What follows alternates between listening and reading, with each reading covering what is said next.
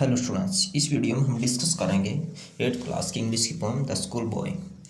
इस पोएम में एक जो बच्चा जिस स्कूल जाता है उसके बारे में बताया गया है कि बच्चा जब स्कूल जाता है तो किस प्रकार का महसूस करते हैं, यानी बच्चे की फीलिंग के बारे में दर्शाया गया है। तो आइए पोएम को स्टार्ट करते हैं। फर्स्ट स्टैंजा देखते हैं। I love to rise in a summer morn when the birds sing on every tree. The distant huntsman winds his horn and the skylark sings with me. Oh, what sweet company. तो जब बच्चा school जाता है तो क्या कहता है? I love to rise in a summer morn. कहता है कि मैं गर्मियों की जो मॉर्निंग होती है उसमें उठना पसंद करता हूँ। When the bird sing on every tree, जब सुबह पक्षी हर एक पेड़ पर चहचहाते रहते हैं, गीत गाते रहते हैं। The distant herdsmen winds his horn, जब दूर डिस्टेंट होता है दूर, जो हंट्समैन होता है वो अपनी विंड्स से हॉर्न को बजाता रहता है। Yes, and the sky lark sings with me, और कहता है जो स्काई लार्क है, स्काई लार्क एक पक्षी होता है, वो भी मेरे साथ गाता है। ओ व्हाट स्वीट कंपनी, कहता है वो कंपनी मुझे बहुत अच्छी लगती है। But to go to school in a summer morn, O it drives all joy away under a cruel eye outworn, the little one spend the day in sighing and dismay. परंतु बच्चा कहता है second stanza में, परंतु उस गर्मी के दौरान, गर्मी में सुबह स्कूल जाना, O it drives all joy away, इससे सारी जो खुशियाँ हैं वो ख़त्म हो जाती है। अंडर क्रूल आई आउटवर्न, कहता है सारा दिन मुझे कहाँ पर रहना पड़ता है, अनुशासन में रहना पड़ता है। क्रूल आई आउटवर्न मतलब जो टीचर है, टीचर बच्चे की तरफ ध्यान देते हैं, टीचर बच्चे को देखता रहता है। The little ones spend the day in sighing and डिस्मे, यहाँ पर पोएट कहता है कि जो छोटा बच्चा हो तो सारा दिन वो बेचारा परेशान होकर, यानी आहें भरता हुआ दिन को व्यतीत करता है।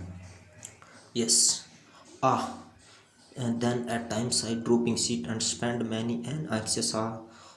Nor in my book can I take delight, nor sit in learning bower, worn through with a dreary sour.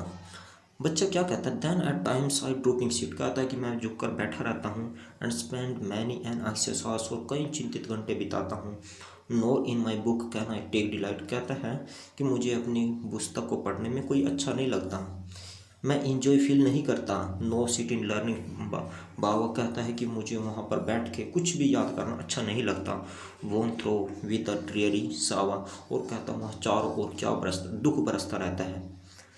How can the bird that is born for joy sit in a cage and sing, how can a child when fears annoy but droop his tender wing and forget his youthful spring. यहाँ पर बच्चा अपने आप की जो तुलना है वो बर्ड से करता है, यानी अपने आप को कहता है कि वो एक बर्ड की तरह, पक्षी की तरह है। और क्या कहता है? How can the bird that is born for joy, कहता है कि जैसे जो पक्षी होता है उसका जन्म जॉय के लिए हुआ है। Sit in a cage and sing, वो कैसे पिंजरे के अंदर रह सकता है और कैसे पिंजरे के अंदर बैठकर गा सकता है। How can a child when fears annoy, कहता है कि जैसे एक छोटा बच्चा जिसको बचपन में ही इतना दुख झेलना पड़े, बचपन में ही वो उदास हो जाए, but droop his tender wing, बचपन में उसकी जो पंख हैं उनको तोड़ दिया जाए, मतलब कि उसका जो चाइल्डहुड है उसमें उसको इतने कड़े अनुशासन में रखा जाए। And forget his youthful spring, तो कहता है कि वो अपना जो स्प्रिंग है उसको वो इन्जॉय नहीं कर सकता। स्प्रिंग वो कहता है चाइल्डहुड को, वो अपने चाइल्डहुड को इस तरह इन्जॉय नहीं कर सकता।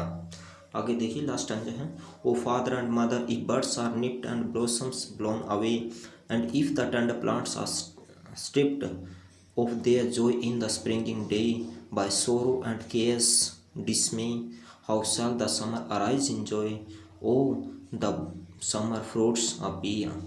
अब बच्चा कहता है अपने माता पिता को संबोधित करते हुए कहता है, ये बर्ड्स आर निप्ड, बर्ड्स होता है कली। अब अपने आप को वो बर्ड्स के साथ तुलना करता है, अपने आप को कहता है कि मैं एक बर्ड्स की तरह हूँ, कली की तरह हूँ। कहता है यदि जो बर्ड्स होते कली है उसको आप निप्ट कर दो, उसको तोड़ दो। And blossoms blown away, blossoms का फूल, फ्लावर्स, उनको भी आप तोड़ दो, उनको उड़ा दो तोड़ के। And if the tender plants are stripped, और जो छोटे छोटे पौधे होते हैं उनके पत्ते को बिल्कुल तोड़ दो। Of their joy in the springing day, कहता है कि उनकी बसंत के मौसम में यानी जब उनके खिलने का समय है तब उनकी खुशियों को छीन लो बाय सोर एंड केस डिसमें, तो वो बहुत ज़्यादा उदास हो जाएंगे। हाउ साल द समर अराइज इंजॉय, कहता है कि वो समर में कैसे उन पर फूल लगेंगे, कैसे वो फूल लगेंगे, उन पे फल कैसे लगेंगे, वो कैसे विकास करेंगे। इसी प्रकार वो कहता है कि यदि बचपन में उसकी सारी खुशियाँ छीन ली जाए, उसकी फ्रीडम को छीन लिया जाए, तो वो कैसे उस बच्चे का विकास हो सकता है। तो डी स्टूडेंट्स, ये आपकी पोएम थी written by William Blake. Thank you students.